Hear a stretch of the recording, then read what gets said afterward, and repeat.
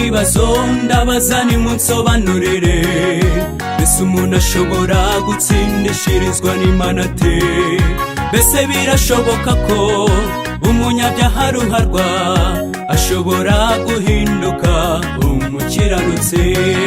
Mbese birashoboka ko umunyabyaha aruharwa ashobora guhinduka umukiranutsi? Yego birashoboka kuba umukiranutsi, Yesu gusa niwe ushobora kuduhuza n'Imana. Iyo ubabajwe n'icyaha bigutera kukireka, nta muntu wagishoboza, ni Mwuka Wera ubikora. Kubicikaho byanikize nta mumaro bigira, ntibyabasha kudukiza, ikiza ni ukubireka. Umunyabyaha niyihane ahindukirire Imana, ibyaha bye bihanagurwe, niko Yesu avuga.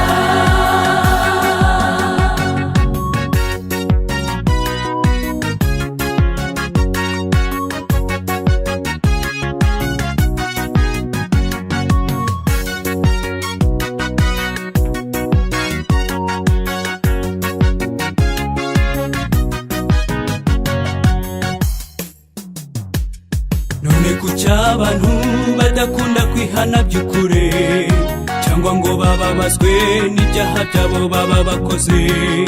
Iteka bakababazwa ingaruka zabazaho, nk'uko Yuda yabikoze agambanira Yesu.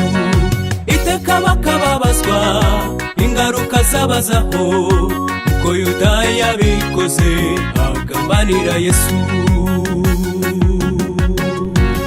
Nabo bariho kandi bameze batyo, kuko siko kwihana Bibiliya yigisha. Iyo umutima wemeye ukabwirizwa na Mwuka Wera, ni naho umenya amategeko y'Imana, kuko nirwo rufatiro rw'ubutware bwo mu ijuru, rutangaza ibihishwe byo mu mutima w'umuntu. Iyo umaze kumenya urukundo rw'Imana, ibyishimo n'umunezero bizanwa no kwera kwayo. Abo nabo bariho kandi bameze batyo, kuko siko kwihana Bibiliya yigisha. Iyo umutima wemeye ukabwirizwa na Mwuka Wera, ni naho umenya amategeko y'Imana, kuko nirwo rufatiro rw'ubutware bwo mu ijuru, rutangaza ibihishwe byo mu mutima w'umuntu. Iyo umaze kumenya